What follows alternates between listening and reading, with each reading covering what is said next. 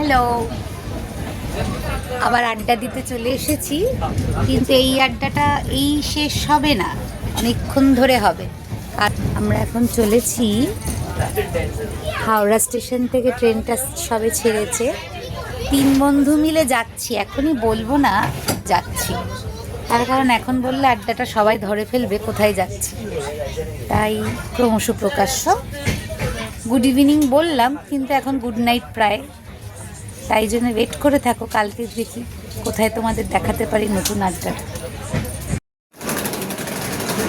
Good morning সবাইকে। কালকে বলেছিলাম যে আজকে সারপ্রাইজ দেবো, কোথায় যাচ্ছি। আমরা ব্রহ্মপুর স্টেশন নেমে পড়েছি।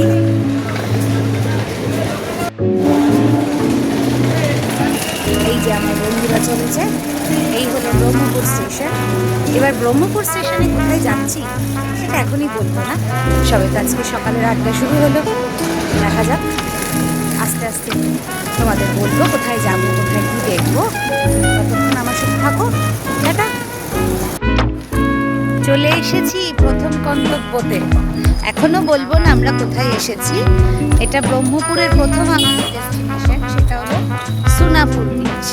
বিচটা এখনই অন দ্য ওয়েতে রয়েছি, সবাই একটু হ্যালো করে দাও। বিচ, চলো আমরা বিচে যাচ্ছি।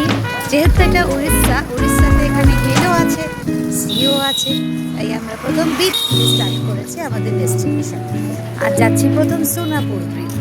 সোনাপুর বিচের এখানে আমি দেখাচ্ছি, এখান থেকে রাস্তাটা শুরু হয়েছে যাওয়াটা। বিচ মানেই বাড়ি, বিচ মানেই ঝাউবন।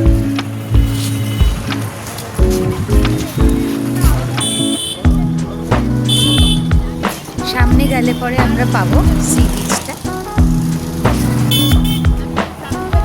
আরও আস্তে আস্তে আমরা বিচের কাছে গেলে বিচটা দেখাচ্ছি তোমাদেরকে, অপেক্ষায় রয়ে থাকবো। চলে এসেছি সোনাপুর বিচ। এই যে বিচটা দেখো। So let's enjoy. চলো আমার সাথে তোমরাও বিচে চলো। চলে এসেছি নেক্সট ডেস্টিনেশন, সেটা হলো বালকুমারী মন্দির, দেবী মার মন্দির। এটা খুব জাগ্রত, এই পাহাড়ের ওপরে এই মন্দিরটা, ওই পাহাড়ের ওপরে 150 সিঁড়ি ক্রস করে আমাকে যেতে হবে মন্দিরটা। এই মন্দির ব্রহ্মপুর জায়গার খুব জাগ্রত একটা মন্দির। দেখা যাক কতটা উঠতে পারি।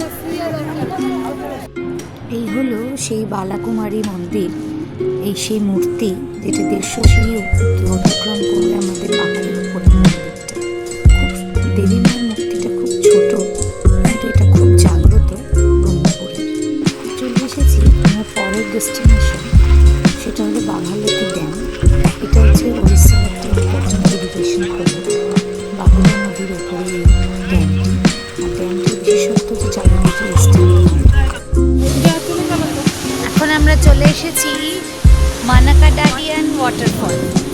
চারিদিকে ইস্টার্ন রেঞ্জেস, আর অপূর্ব সুন্দর একটা ওয়াটারফলস, অপূর্ব সুন্দর। এটা বর্ষার সময় একদম আরো সুন্দর লাগে, কিন্তু এখনো ওয়াটারফলসের যে ফ্লোটা রয়েছে উড়িষ্যার এই সমস্ত গুড মর্নিং। আমাদের ভ্যাকেশনের আজকে সেকেন্ড দিন। তাহলে আজকে আমরা সকালবেলা রেডি হয়ে ব্রেকফাস্টের জন্য বেরিয়ে পড়েছি। এই হলো আছে আমার পার্টনার, আরেকজন পার্টনার এখানে আছে।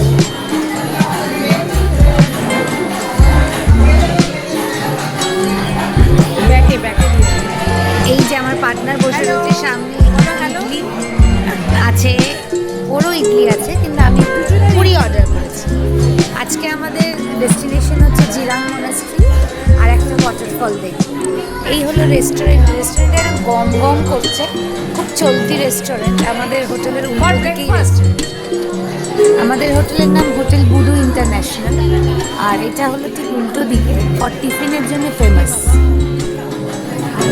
চলো টিফিন খেয়ে বেরিয়ে পড়বো আড্ডা দিতে। হ্যালো, চলে এসেছি আমাদের আজকের ফার্স্ট ডেস্টিনেশন, সেটা হলো দেখাবো। তার আগে বলি, Jirang is famous for Tibetan colony. এইটা 1970-তে এই কলোনিটা সেট আপ হয়েছিল এখানে। জিরাং হচ্ছে গাজীপুর ডিস্ট্রিক্টের মধ্যে পড়ে একটা টিবেটিয়ান কলোনি। দেখো জায়গাটা দেখাচ্ছি।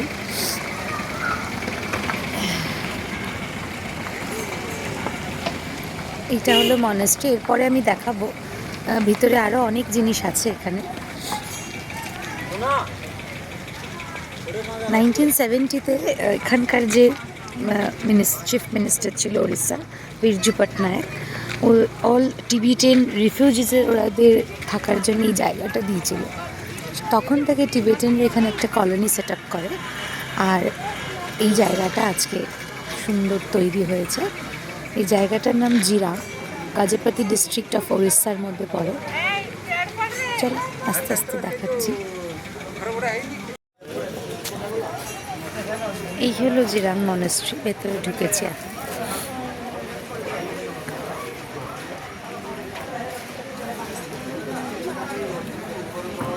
খুব সুন্দর। আজকে যেহেতু বছরের লাস্ট সানডে, তার ফলে একটুখানি ভিড় আছে, সবাই ঘুরতে এসেছে।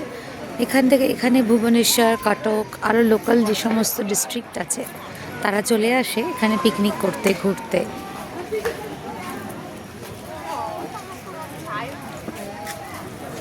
এটা হলো জিরাং মনাস্ট্রির পাশের আরেকটা সুন্দর স্পট। এখানে বোটিং হয়, একটা লেক টাইপ আছে। আর আরেকটু এগিয়ে গেলে আমরা দেখতে পাবো বিখ্যাত সেই বুদ্ধ মূর্তি, এবং সেখানে থাকার ব্যবস্থা আছে। আস্তে আস্তে এগিয়ে যাবে। জিরাং মনাস্ট্রি ঘোরার পরে আমি যেটা বললাম যে পাশেই আরেকটা বিখ্যাত ল্যান্ডমার্ক আছে, সেটা হলো পদ্মসম্ভবা মহাবীরা, যাকে ওরা ভগবানের মতো পুজো করে। এর একটা হিস্ট্রি আছে, পরেরটাতে বলছি আমি। আমরা এখন চলে এসেছি জিরাংয়ের একটা খুব ফেমাস জায়গা, সেটা হলো পদ্মসম্ভবা মহাবীরা। এর পেছনের যেটা হিস্ট্রি আছে সে জানলাম, সেটা হলো এখানে পদ্মসম্ভবা হচ্ছে কে বলা হয় সেকেন্ড বুদ্ধা। তো ওনার জন্ম নাকি এক পদ্মফুলের মধ্যে হয়েছিল, এবং ওনার ভেতরে অনেক মেজর এবং মাইনর বুদ্ধর সমস্ত গুণ পাওয়া গেছিলো বলে এনাকে বলা হয় সেকেন্ড বুদ্ধ। তো আমরা এখন এটা ঘুরে ঘুরে দেখছি পুরো জায়গাটা। এখানে একটা সাইডটা বন্ধ আছে, কারণ ওখানে মংসরা থাকে এবং মংসদের বাচ্চারা থাকে, ওদের পড়াশোনা, ওদের সব কিছু ব্যবস্থা সেখানে আছে। চলে এসেছি খাসাদা ওয়াটারফলস। যেহেতু বলেছে উড়িষ্যা হচ্ছে হিলস, ওয়াটারফলস, সি, তিনটেই আছে, তার ফলে এটা হচ্ছে আরেকটা খাসাদা ওয়াটারফলস পিকনিক স্পট। আমরা বিকেলবেলা এই জায়গাটাতে এসেছি। অনেক লোক তখনও আসছে, এবং অনেক লোক সকাল থেকে এসে পিকনিক করছে, তোড়জোড় করছে এবং রান্নাবান্না করছে। এখানে প্রায় মেলা বসে গেছে। খুব সুন্দর ওয়াটারফলসটা ঘুরে দেখলাম, প্রায় বিকেল হয়ে গেল। এরপরে আমরা যাব হলো একটা ক্যাফেতে। আমরা দুপুরবেলা লাঞ্চ করার পর বেরিয়ে পড়েছিলাম। খাসাদা ওয়াটারফলস দেখার পর চলে এসেছিলাম বোধি ক্যাফে।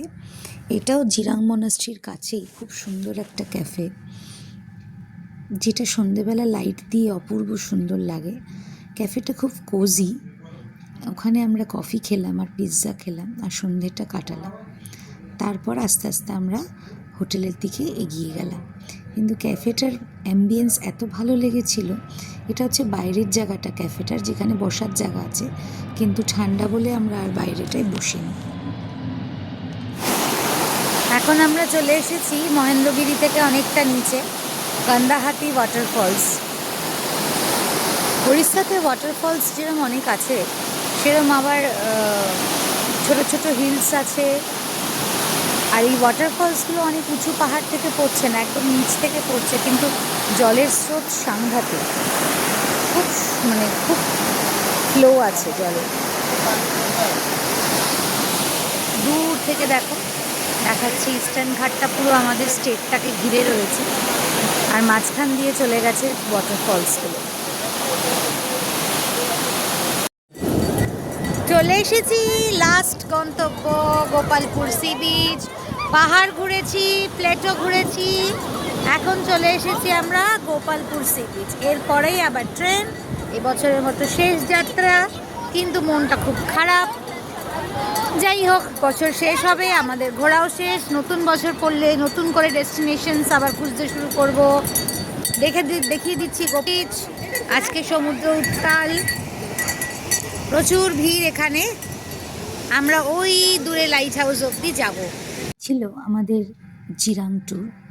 দেখো বন্ধুরা, আমরা বছরটা শুরু করেছিলাম নানান রকম সমস্যা, খুশি, দুঃখ সবটা নিয়ে, কিন্তু তার মধ্যেও চেষ্টা করি 2-4 দিন নিজের মতো করে ঘুরে আসতে, কিছু অক্সিজেন নিতে।